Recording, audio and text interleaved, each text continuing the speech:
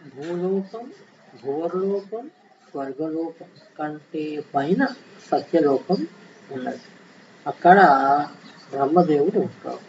1000 చతుర్యాగాల కాలం అంటే 432 కోట్ల మానవ సంవత్సరాలు గడిస్తే బ్రహ్మకు ఒక పగలవుతుంది. ఆయన రాత్రి కూడా అంతేకాలం ఉంటుంది. బ్రహ్మ యొక్క పగలు కల్పం అనబడుతుంది, రాత్రి నైమిత్తిక ప్రళయం అని అనబడుతుంది. ఒక కల్పంలో 14 మన్వంతరాలు అంటే 14 మనువులు పాలించిన కాలం గడుస్తాయి. ప్రతి మన్వంతరంలోనూ భగవానుని అవతారాలు సంభవిస్తూ ఉంటాయి. ప్రతి కల్పాంతమందు భూలోక, భువర్లోక, స్వర్గలోకాలు, సూర్య చంద్రులు బ్రహ్మయందు లయిస్తూ ఉంటారు. ఈ 3 లోకాలు సంకర్షణుని ముఖము నుండి వెలువడే అగ్నిచే దహింపబడతాయి. సముద్ర జలాలు ఈ లోకాలను ముంచివేస్తాయి. బ్రహ్మ నిద్రిస్తే లోకాలకు ప్రళయం వస్తుంది. అంటే దీన్నే నైమిత్తిక ప్రళయం అంటారు. మేలుకుంటే లోకాలన్నీ ఆవిర్భవిస్తాయి. దేవతలు, మునులు, సప్తఋషులు భగవంతుని అంశతో మనువులై పుట్టి ఒక్కొక్కరు 71 మహాయుగాల కాలం లోకాన్ని పాలిస్తారు. బ్రహ్మ యొక్క జీవిత కాలంలో 36,000 కల్పాలు, అన్ని నైమిత్తిక ప్రళయాలు సంభవిస్తాయి. సంకర్షణాగ్ని జ్వాలలకు తట్టుకొనలేక మహర్లోకవాసులు జనోలోకానికి వెళ్తారు. ప్రళయకాలంలో భయంకరంగా ప్రచండ వాయువులు వీస్తూ ఉంటాయి.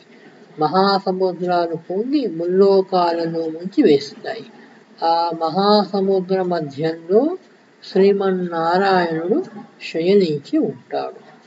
బ్రహ్మదేవుని ఆయువు 100 బ్రహ్మ సంవత్సరాలు. అందులో మొదటి సగము పూర్వ పరార్థమని, రెండవ సగము ద్వితీయ పరార్థమని అనబడతాయి. పూర్వ పరార్థపు చివరి కల్పం పద్మకల్పం. ద్వితీయ పరార్థపు మొదటి కల్పంలో శ్రీహరి వరాహ రూపం ధరిస్తాడు. అందుకే దానిని వరాహ కల్పం అంటారు. ఇప్పుడు నడుస్తున్నది వరాహ కల్పమే.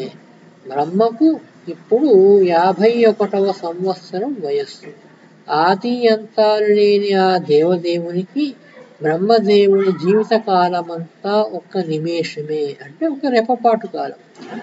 ఆయన అనంతుడు, శాశ్వతుడు, కాలాతీతుడు. కాలమే ఆయనను ఆశ్రయించుకొని ఉంటుంది.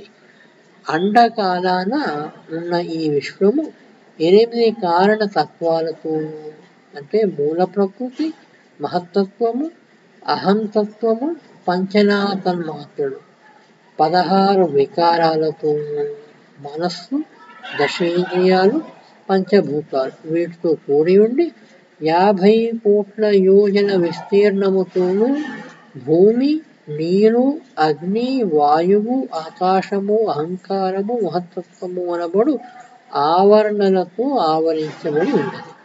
ఇలాంటి లెక్కలేనన్ని మహాండ కోశాలను తన ఉదరంలో పదిలపరుచుకొని పరమేశ్వరుడు పరమాణు రూపంలో ఆ బ్రహ్మాండ కోశంలో ప్రకాశిస్తూ ఉంటాడు. అద్భుత తేజస్సుతో విరాజిల్లే ఆ పురుషోత్తముని వర్ణించడానికి ఆ బ్రహ్మకు గాని శివునికి గాని సాధ్యపడదు. మా విపంచీ ఛానల్ పోస్టులను షేర్ చేసి, సబ్స్క్రైబ్ చేసి మమ్మల్ని ప్రోత్సహించగలరని మనవి.